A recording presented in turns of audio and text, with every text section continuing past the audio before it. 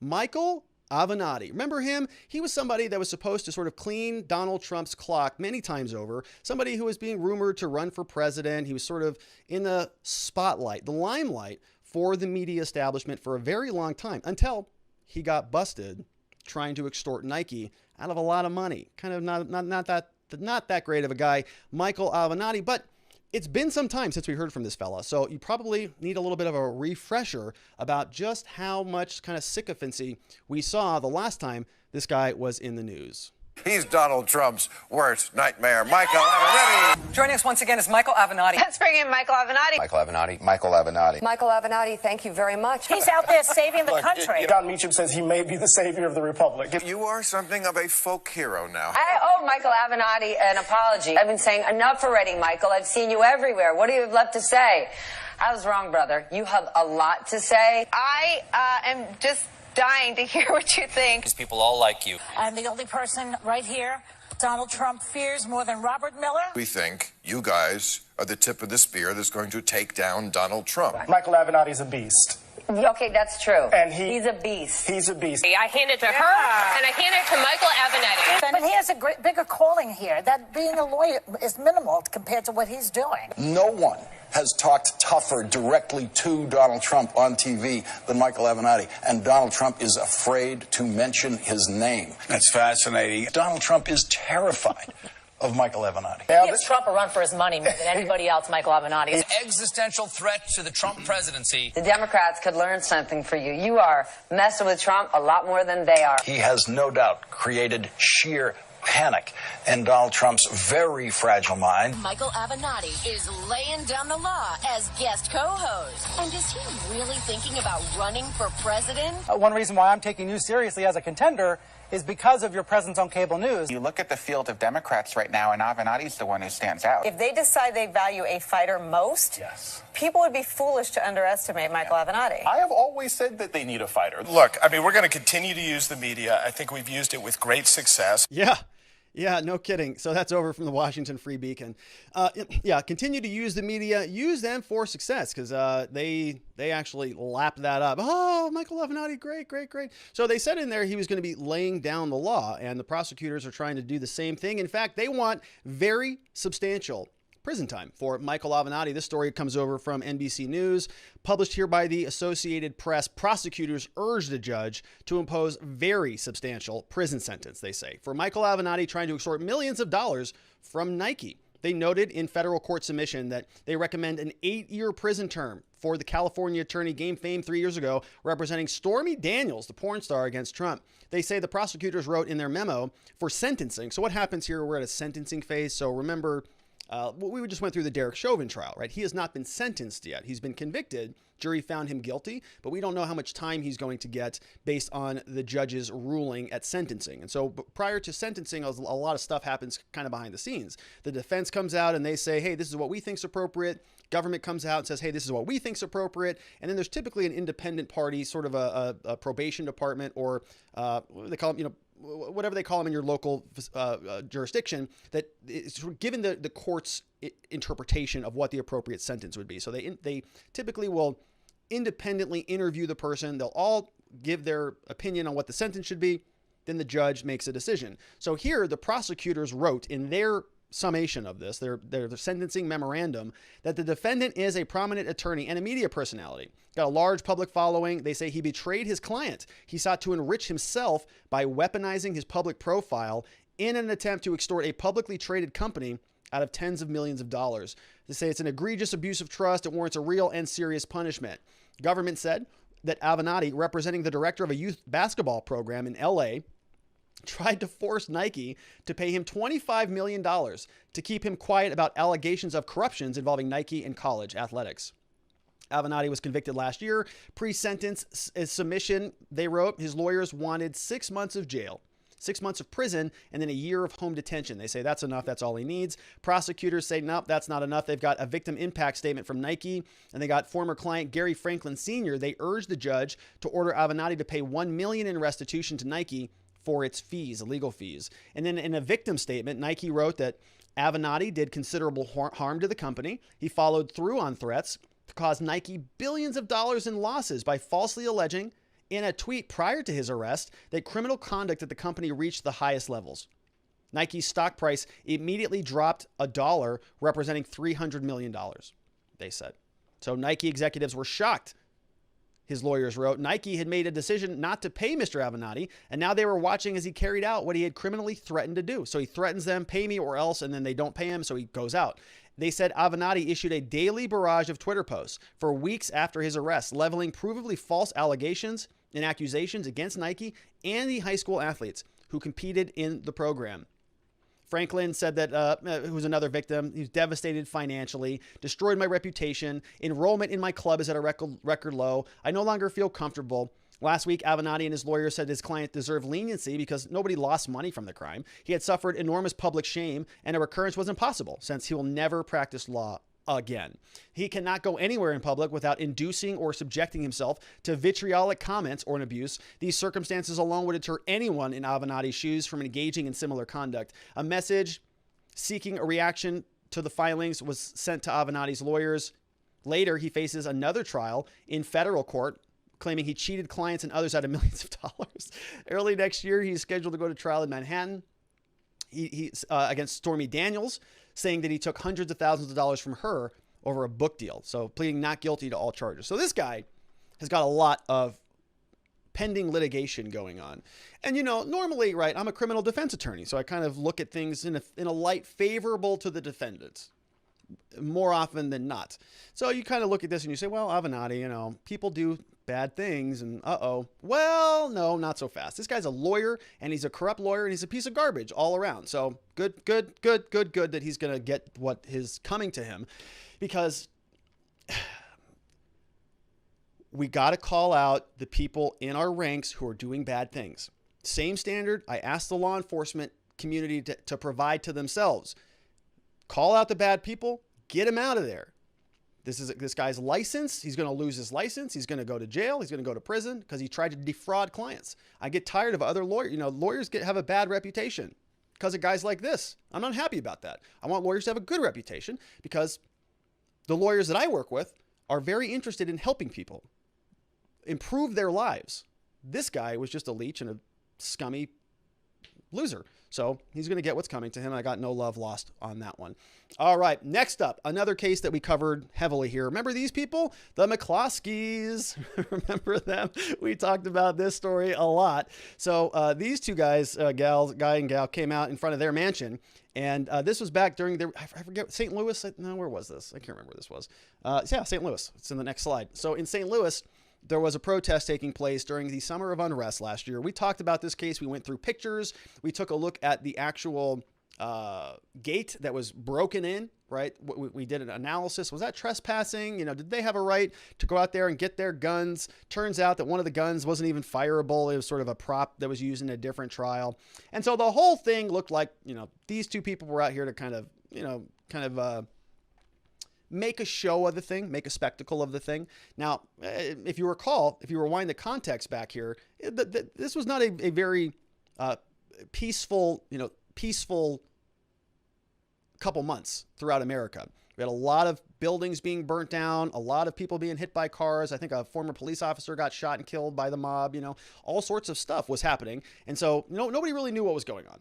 So these protesters break through their mega mansion area and they break in. These two people are lawyers. They grab these guns, they go out front, and they sort of get into it with some of the protesters who are walking through their neighborhood. No guns go off, no physical altercations, nothing happens, but they get charged with a crime. And you start to say, well, that's kind of weird, because it kind of looks like that they were defending themselves on their own property against people who broke and entered into their HOA, into their, into their residence area. And kind of what the Second Amendment is there for, right? To defend yourself against a potential threat coming in onto your property. And so kind of, some people are saying, well, it kind of worked out exactly the way that you might think it should, that you have a violent group that is breaking into an area that they don't have lawful access to. They actually broke a gate. We showed the picture of that.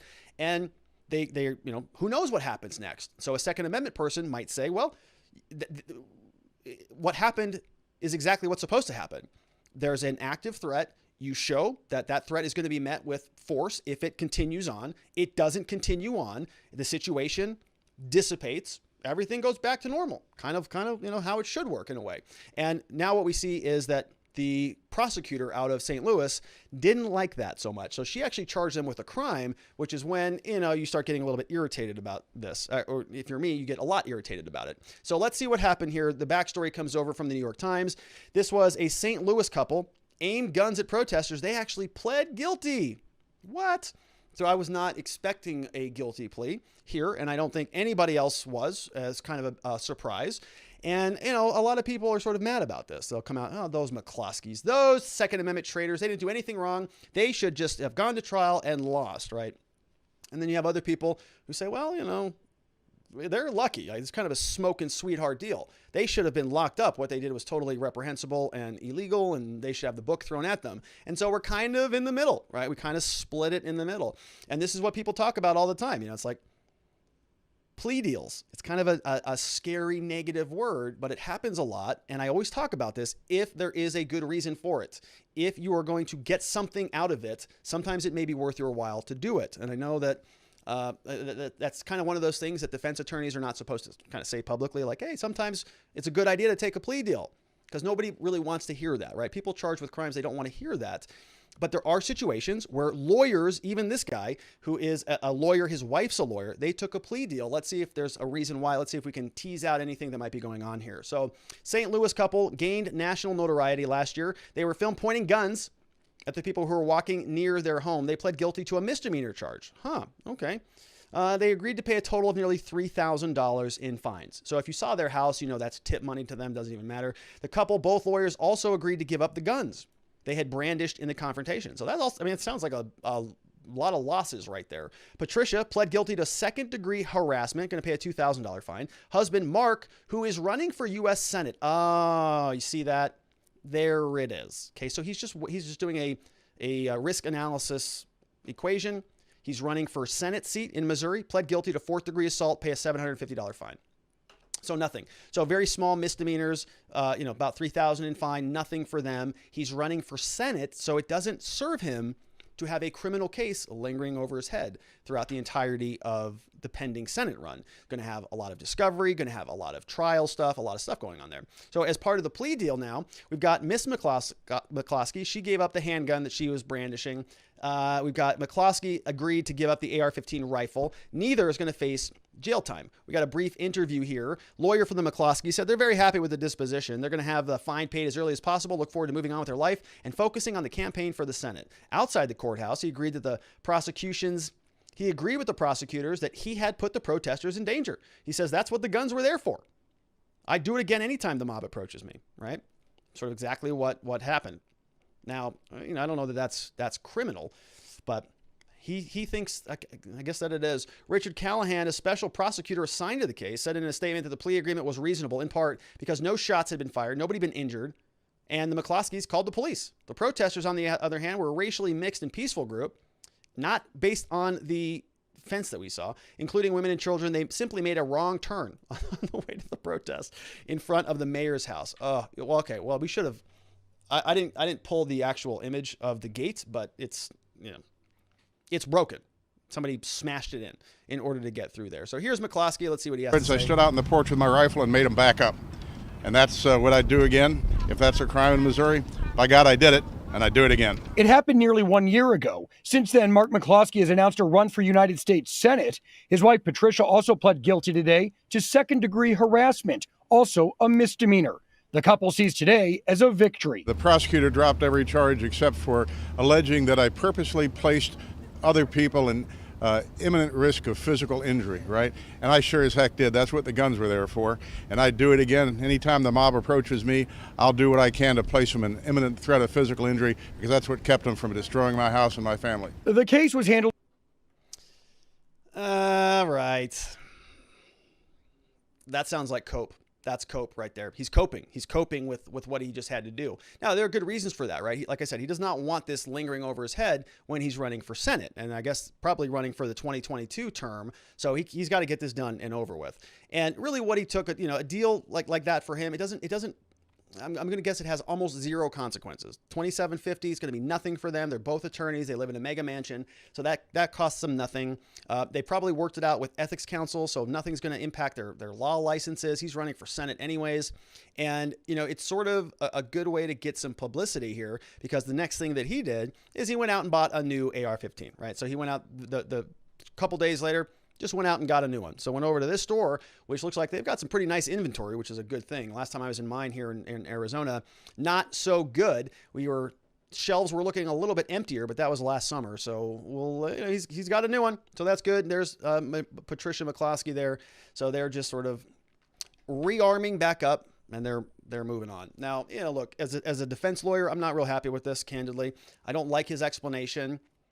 If you are properly exercising self-defense and standing your ground, I don't know what the laws are in St. Louis or in Missouri, but if it's a legitimate case of self-defense and he was allowed to do that, it's like, why'd you plead guilty to something that you didn't do, brother? You called the police, you were standing on your property. They were the people who were trespassing, and I'm not so sure that I would have encouraged a plea deal on that. Now, you've got a lot of other factors that take place here, right? Where you've got his Senate campaign. You don't know what the prosecutor was offering. You get sort of a risk analysis, right? If a prosecutor said, well, look, I'm going to give you an option here to plead guilty to this thing, and it's a $750 fine for a level 4 assault, which we don't even have in Arizona. I mean, we have felony assaults and then misdemeanor assaults, and we got three classifications of those. So so it sounds like very, very low. $750 fine, basically nothing. If that doesn't jeopardize his law license, if it doesn't preclude him from owning another gun, and if the maximum potential risk, you look at upside and downside, the maximum downside might be she moves forward with a felony weapons charge. Right now he's facing a felony with potential prison, and you might have a jury that gets lopsided one way or the other, and they come in and they say, no, we just don't like you. Doesn't matter. Self-defense doesn't matter. Could be a same situation to a Derek Chauvin type of trial. Don't even listen to the facts. It's politicized. We don't like you. We're going to convict you. So then he gets convicted of a felony. Now that absolutely does, because he goes to trial and he sort of risks it, right? Well, I think I've got a good case here. We're gonna make our self-defense case. You get a lopsided jury for whatever reason. It's overly politicized. You get a bad judge. You present all of the evidence in the world. They still find you guilty in 3 hours. Now he's got a felony conviction. His risk exposure is really high now, right? The judge could sentence him theoretically to prison if the statutes support that in St. Louis. So I don't know. So he just said, all right, enough already. We're going to pay a small fine. I'm going to go buy another gun. We're going to put this whole case behind us. That happens a lot, and it's not a bad thing, right? We're talking about restoring people to sort of where they were, or better if we can. And it sounds like he's just going to move on right past this. Got a lot of publicity out of it. He's running for Senate now. Nobody knew his name before this happened, so he got exactly what he wanted. Probably part of the reason he went out there in the first place. Oh, we're going to make a big show of this thing. So it worked out well for him. He doesn't need to continue to fight the justice system. I would love to know what his position is on criminal law, and whether he wants to do anything about that, and whether he thinks that this system was appropriate or not. I mean, I think it was totally inappropriate for her to even charge him with some of this stuff. But there he is. All right. So that was the McCloskeys. We got one final story. This one is just great. This guy is a Democrat. Okay, let me tell you this. He's also, I think America's most treasured congressman. This is U.S. Representative Donald M. Payne Jr. All right, so he had a Zoom slip up. We're going to talk about this. So he's a Democratic congressman coming out of New Jersey. Been doing that for a long time. Let's see. Tireless fighter in 2021, voted chairman of the subcommittee on railroads and pipelines. Committee has jurisdiction. He got $900 million for the Gateway Project, led Build America series. Okay, right. So he's been doing a lot of stuff. Now, was on a Zoom meeting. Unfortunately, this was an official Zoom meeting that was taking place in Congress, and this happened to be broadcast on C-SPAN. Darn it. So we've got here now, hero Congressman, Representative Donald Payne. He's caught in his underwear napping during a Zoom hearing. All right, let's see how amazing this guy is. So the video began circulating last week, shows that Donald Payne, he's questionably dressed for his House Committee on Homeland Security. So this is why this guy's just going up in my book. So he's House Committee hearing, Homeland Security. What are they talking about at this useless meeting? how much funding the department should receive in 2022. Okay, so let's frame this out. This guy's at a useless Homeland Security meeting. And what are they talking about? Money. How much more money are we going to get in 2022? So the hearing aired on C-SPAN Thursday morning. So then Payne, we're going to see, he's waking up from a nap. He gets off his bed and his kind of belly's just hanging out. He wore light blue underwear and a darker Captain America t-shirt. That's right, to this useless meeting. Upon leaving the camera, other Congresspeople can be seen in awe. All right, let's take a look at this video and see what's going on here. So this is the congressman. This is what Congressman Beth Van Dunn posted over here. Another reason Democrats should get off Zoom and back to work. So I totally disagree with that. I think that this was the appropriate way to handle a useless meeting like this. Let's take a watch. This is from the Zoom meeting. This is Congressman Payne. Authorizing capabilities CISA has built through a pilot called Cyber Sentry, which allows CISA to partner with certain strategically placed critical infrastructure to monitor and detect threats in real time, specific threats to industrial control systems and operational technology. Would you agree that for CISA to be effective, it needs authorizing?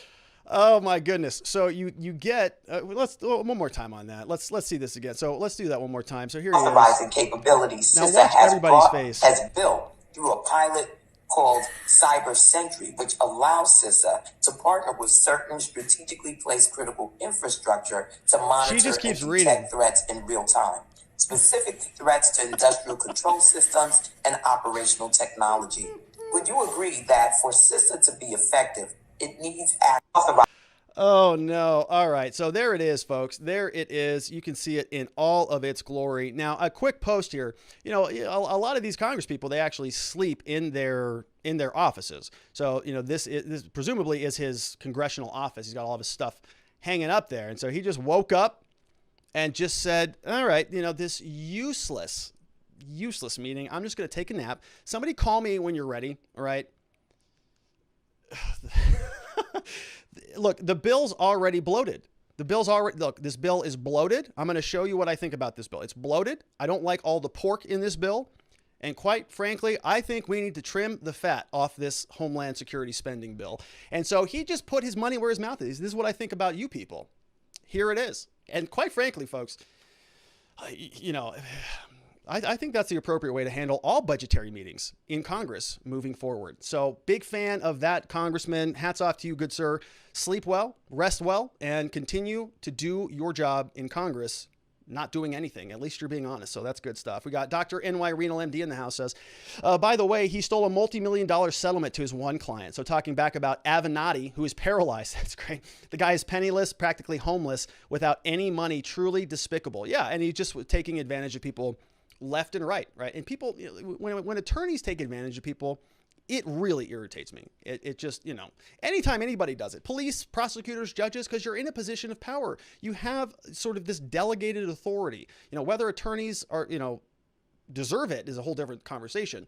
But people think that, oh, I have a legal problem. I'm going to trust you to help me with my legal problem because this is a foreign country to me. I have no idea how any of this stuff works. I am trusting you. And when they take advantage of that and rip people off, all right. Osak71 says, Rob, big fan. So does the R&R law office accept crypto coin as payment? As a matter of fact, we do there, Osak. We took our first crypto payment back in 2017. Can you believe that? It's a good thing we did that. It's a good move. All right. It's a good question. We do take it. We got NY Renal MD says, but since he is a trained attorney, he should be made to work and pay back everyone he screwed. He's in jail. He's just a drain on society. I think judges should have a leeway for criminals like this to pay back the people they hurt. It's a good point there, doctor. But do you think what's he going to do? Does anybody want his legal services? No, they're not any good.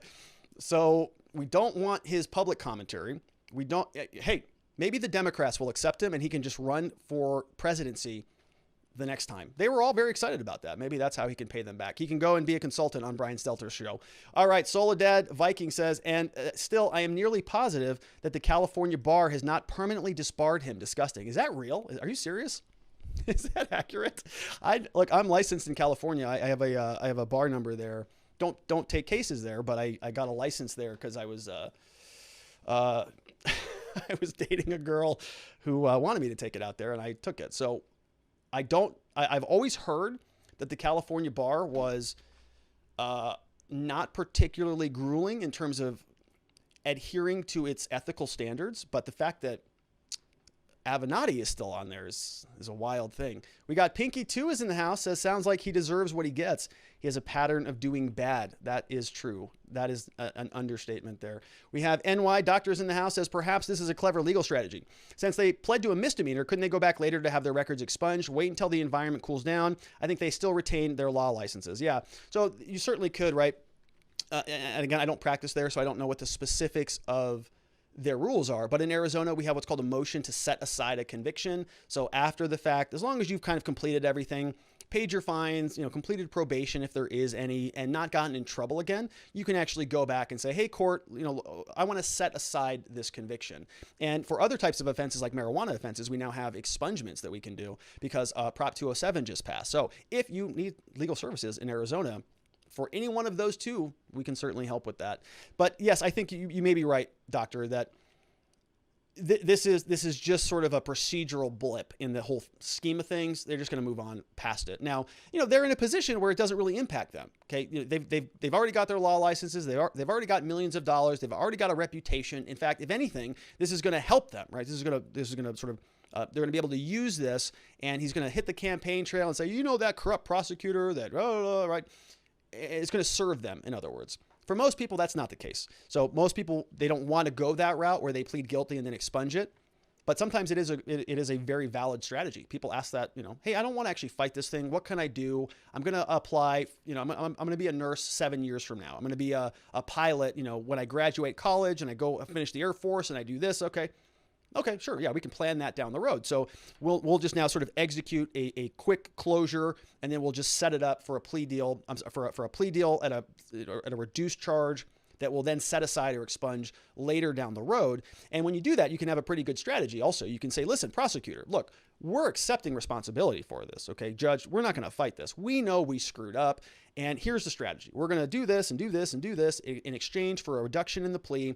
We take the plea, get a low sentence, and when we come back a year later and file the expungement or file the motion to set aside, now what can you say? You can say, hey, judge, look, I didn't fight it at all. I accepted responsibility from day one. Therefore, you should give me a little bit more oomph when you consider my motion, right? And that is typically a factor in many of these states that personal responsibility or acceptance of that responsibility will go some way. It's called a mitigating factor. And so you can kind of use that to your advantage if you think that through down the line. That's a good question. All right, Want to Know says, the best part about silent running, they didn't show her waving her gun around. Sorry, but her gun control is horrible. You still can't point a gun at someone. I would have sentenced her to 500 hours of gun training, pled guilty, because even if millionaire lawyers are expensive in prison time, bad. Yeah, it was. So that was the tell, right? That these people don't handle guns often, is they didn't look like they knew what they were doing at all. She's kind of doing one of these, like, I'm going to like pew you,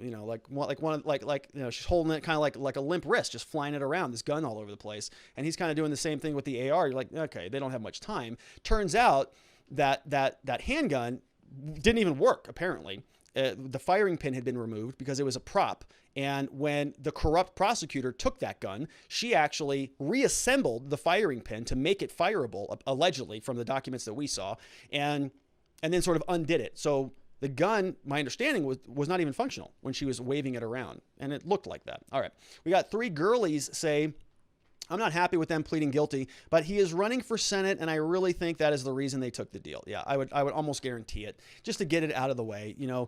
If you're in the middle of an election campaign, you'd rather have them say, yeah, but that was like a low-level plea deal out of something that happened last year, okay, like right now, because the campaign is going to be heating up 1 year from now. So let's say that he had this criminal case still open and lingering around. Everybody's going to be asking about that. He's going to have questions and on and on and on. So he just took it, closed it, got rid of it. We got Norovirus says they should sue the state and the DA for retaliatory prosecution. Fortunately, it's not going to go anywhere. Yeah. I mentioned to you a similar case of Julianne Westenberg with husband. Because she was not an attorney, she did not get pardoned. She is still fighting this in Michigan. Julianne Westenberg with her husband. Yeah, these Second Amendment cases are going to be really ramping up here pretty soon because Kyle Rittenhouse is coming up soon. I just saw a headline that I think his organization had raised like $500,000, which is just amazing. So that case is going to be coming up hot near the end of the year. We're going to be talking a lot about gun crime, certainly. We got Baranski's in the house, says, if you were charged with a, quote, hate crime you were not guilty of, would you plead for a misdemeanor fine or take the chance versus a Democrat jury in court? Yeah, right. That's a great question. This happens all the time. People take plea deals all the time for situations where they're like, I kind of didn't really do that. Well, look, here are the options. This is what we've got. This is what we've got. People say, yeah. Because it's sort of that framework that I just laid out. What happens if the prosecutor comes back and says, fine, if you're not going to take this deal, then I think I have cause to charge you with this felony weapons charge and this felony weapons charge and attempted, murder or something like that, stacks them up there, knowing that she's not going to win all of them. She's not going to win attempted murder. Of course not. But maybe, aggravated assault with a deadly weapon, maybe she gets that one because she stacks all the other ones on top of it. And they lose that. Now they get a felony conviction. Now he goes from no jail to 6 months in prison or something like that. It can go bad quickly. And this is what prosecutors know. This is what the justice system knows. They stack it against the defendants because they know that they have this power. And they just bully people into plea deals all the time. Probably, something similar to that happened here. Not that they were bullied, but that they just made a calculated equation. Same thing that people do, right? Same thing that people, okay, well, if I go to trial, I'm going to get 10 years. But if I plead guilty right now, I'm going to get 6 months. Just going to plead guilty because the risk is too much. And you just don't know with the jury. You can have the best lawyer in the world. You can have all the reasonable doubt in the world. If it's a politicized jury, they just go, well, yeah, but you're a racist white guy with too much money. Could be bad. We got Pinky 2 says, Second Amendment folks will be back. Well, if they were peaceful, then let's see that fence. We had a picture of it. It's busted. If they would have not pointed the guns at people, would it have been illegal? Yeah, probably. So a lot of these statutes are sort of called brandishing, right? So it doesn't necessarily mean like pointing, but it's like brandishing a gun. If you're sort of, showing it or waving it around, sometimes the statutes can be broad enough to encompass that. And it may be best to keep the guns inside to use if they are broken into. Yeah, so I think that there are like other ways that they could have handled it, right? Rather than going outside, they could have stayed in, behind like sort of a fence or something, or stood at the windows or whatever. But honestly, I think that they would have been charged either way. The prosecutor, this was more or less a political prosecution than anything, I think. We've got Joe Snow says, this is why I will never call the police again, unless there's a dead body, in which case I'll make sure to call my lawyer first. That's a good, make sure you got a lawyer. Yeah. So we talked a little bit about that on our law enforcement interaction training about, who should you call first? Kind of a tricky question there, isn't it? But it's a good point. And I get this response from a lot of people out there. They say, they come into our office, they say, hey, I just called the cops because he was acting crazy and I wanted them to come calm him down a little bit. So I just called the police. Police show up. Guess what? He's got a cracked head. The house is ransacked.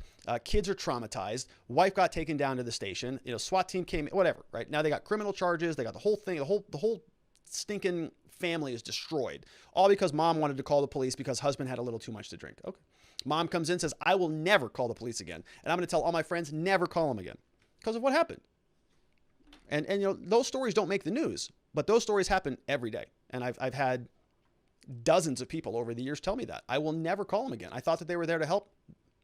Didn't go down that way for me. And again, I'm not saying that all cops are like that, but I am saying that the cops have a job to do. And the idea that we have in society that the cops are like, always these like, they show up with a puppy and they help you every time they come to your house. That's not reality. They're there looking for a criminal. They're there suspecting that there's criminal activity taking place. They're there concerned that you're going to kill them. And so they've got to be on high alert all the time. And so we sort of created this system, this culture in our society. We talked about this in law enforcement interaction training, which is available now on gumroad.com/Robert Gruller. You can go there and buy a copy of it. But it says specifically in there's a video of a police officer who's telling young kids, giving them all this advice about what to do if you're pulled over by the police. And at the very end, he says something which is absolutely wrong. He says, if you know why you were pulled over, just tell the cop that. Wrong answer. Not supposed to do that. But why are our cops telling kids that, right? It's because it's sort of this classical conditioning that's happening where we sort of think that that law enforcement and government and anybody out there who's a part of this big bureaucracy, they're there to help us. The politicians, they care about us. They care about you. And so do the police, and so do the firefighters, and all of these people. And there are a lot of good people in these industries. I'm not saying that they're bad or that they're inherently evil, but bureaucracies have a lot of problems, and they cover up a lot of those problems by sweeping them under the rug. And then suddenly they get a little bit toxic, and they start to sort of gobble up any criticisms, and it becomes something where you almost cannot push back on these major conglomerates within our government, with the police, with, look what's happening with the FBI, look what's happening with all of our major institutions of power. Very little trust in any of them because they all continuously fail. So when it's a sad thing. People don't want to call the police anymore, but I certainly understand why. All right, next up, we've got Jeremy says, I understand they took the, quote, easy way out, but in my opinion, he caved in on the anti-Second Amendment advocates. Hopefully he didn't set a precedent that opens up other people exercising their rights under the Constitution. Yeah, I agree with you, Jeremy. I'm not so sure that... I'm not so sure that we're going to see a cascade of that. I think some of the other cases are a little bit better legal posture for trial than maybe his case was. We got Nadarb says, just to point out how gross and corrupt our judicial system is. Avenatti got that little slap on the wrist for trying to con someone out of millions, but I got 6 years of my life wasted for supplying the demand for a plant that just happened to be illegal. Ugh, Nadarb. 6 years for marijuana. I can't stand the marijuana laws here. Fortunately, we're seeing, it's like, man. So fortunately, we're seeing, movement this direction where the marijuana laws are coming more in alignment with reality. And, unfortunately, there are people like Nadarb that not going to get those 6 years back. It's a consequence of this drug war that doesn't do much of anything. Sorry to hear that, Nadarb. Glad you made it, man. Glad you're here. Thank you so much for being a part of the show and for sharing your experience with us. Really do mean that. Appreciate it. We got LT13 says, y'all have no idea what teachers have seen. I've seen naked parents, F-bombs dropped in the back, and grandma being taken away in an ambulance. So she's a teacher talking about oh my gosh, the Zooms. That's hilarious. One more time. Naked parents, which is weird if they're walking around with their kids on Zoom, F-bombs, that I can understand. And grandma being taken away in an ambulance in the middle of class. That's funny. Thank you for that. Well, hopefully grandma's okay. But the rest of that is funny. LT13, thank you. We have Norovirus says, sorry, probably don't know the Westenberg case, but it's identical. Says she pulled a gun in clear self-defense. Oh, I saw this case. Yeah, on a black family after they were baiting her, possibly about to attack her. She is white. She got charged with a felony. Yeah, I saw that one, Nora. Maybe, yeah, I think you did send that to me. This was the one where she was sort of backing out of a parking lot and it got confrontational. She gets out, she draws quickly. And then, oh man, yeah, I remember that video. That was an intense video. I thought somebody was going to get shot in that video. I'm glad that didn't happen. We've got NY Renal MD says, I mean, a simple rule change could fix this problem. If Jeffrey Toobin gets a second and third chance, I say let the Anthony Wieners and this congressman to their own devices. They can actually start a whole new party. The Toobins, the Paynes, and the Wieners. Oh my gosh. That's so great. The Toobins, the Paynes, and the Wieners. All right, last one up, we've got Osak says, Rob, does pleading no contest make it easier to remove the charges down the road? Not in Arizona. In Arizona, at least, it's essentially the same thing as a guilty conviction. The only thing is that you don't have to say, I plead guilty. You'll say, I plead no contest. So sometimes it's kind of a way, it's a pressure relief valve. Sometimes people say, well, I didn't really do it, but I kind of want to take that deal, but I have I don't want to stand up there and say that. So we just plead no contest, that we're not going to contest anything. And it kind of goes away. But practically speaking, it doesn't go away. It goes forward. And then practically speaking, it is the same thing as a conviction. It's going to go on your criminal record, going to go on your motor vehicle department driver history and all that stuff. So, he could have done that, I suppose, but he just went the full route. So great questions on that one. And I want to thank all of you who signed up to participate in the show over at watchingthewatchers.locals.com. We've got Dolly Pardon Me is in the house. So Dolly Pardon Me. Remember that when Trump was roasting Hillary and he said that Hillary bumped into him and said that she's going to say, pardon me. And then Hillary was like, that was pretty good. You got me there, Donald. We got Rational Gaze is in the house. Love that, Rational Gaze. We got Swell Thinking is here. Love that, too. We got RMJNKSK. RMJK, I can't connect anything there. We got TGR Ghostwriters in the house.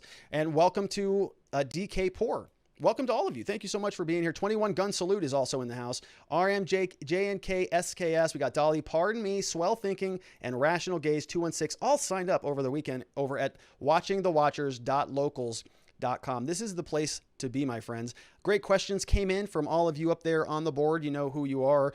And if you have not signed up over at Locals yet, you can do so. You can get a free copy of my book. It's down there in the bottom left called Beginning to Winning. It is a free download. You can get over at watchingthewatchers.locals.com. Along with the slides we went through today, some impeachment party documents, my existence systems personal productivity tool. We share links throughout the day. A lot of great people over at Locals. So it's at watchingthewatchers.locals.com. We also have a monthly meetup coming up this Saturday, June 26th, 7 Eastern time. And it's going to be 1 hour. And it's going to be a lot of fun. We already did one previously, and there was some good stuff. I'm looking for, feedback, questions, insights, thoughts on the show, directions, new cases I haven't heard about. Kind of just want to hear from you. And if you want to come in and be a part of that, we'll do that. We can have cameras on or cameras off, totally up to you. And we're going to do 1 hour, just kind of say hello and get some FaceTime back to back. We used to do this on Clubhouse a little bit more, but on Zoom, we can kind of see each other. We had some fun when we did this last time, and we just did law enforcement interaction training where we got to see everybody, and it was a lot of fun. If you missed that, you can still download a copy. It's available for purchase down here at Law Enforcement Interaction Training. This is at my Gum Road, so it's $19 if you want that. Existence Systems is available. If you're a lawyer, check out this offering, because this is we're having a good time over here talking law firm practice. So it's all available at gumroad.com/Robert Gruller. Take your camera, take a screenshot or take a picture of that QR code, and it will take you there as well. And lastly, but not leastly, before we get out of here, I am a criminal defense attorney, of course, here at the R&R Law Group. We are located in Scottsdale, and we love to help good people facing criminal charges. We help with all sorts of things like traffic tickets, felony offenses, drug charges, DUI charges, the list goes on and on. But our mission is to help good people in difficult situations find safety, clarity, and hope in their cases, and beyond that in their lives. And we're really passionate about what we do. We talk a lot of politics here on the show, but every day we got a whole team of people here that are helping people step by step, walking them through the system and making sure that they're getting the best outcomes so that they can move forward with their lives. So if you happen to know anybody in the state of Arizona that is in this situation and needs some help, we would be honored and humbled if you sent them our direction. So we have the opportunity to help. We offer free case evaluations. Come into the office. We can do it over the phone. We can do it via email, text, whatever. All of the information is down in the description below. And the phone number is right there, small, but you can see it. 480-787-0394 for a free case evaluation, or take a picture of that QR code and it will launch you right over to our website where we can get you scheduled and have a conversation with you about what the next steps should be. So that is it for me, my friends. We are going to be back here, same time, same place tomorrow. I'm not sure where I'm going to be. I'm going to see how the air conditioning is doing, if that's fixed or not. But it's a little bit warm out there, but we're going to carry on with the show. No question about it. We're going to just steamroll ahead. And I want you to be here and be a part of that. So it's going to be here at 4 p.m. Arizona time, which is Pacific time, 5 p.m. Mountain, 6 p.m. Central, 7 p.m. on that East Coast. And for that one Florida man out there, everybody else, have a wonderful evening. Sleep well. I'll see you right back here tomorrow. Bye-bye.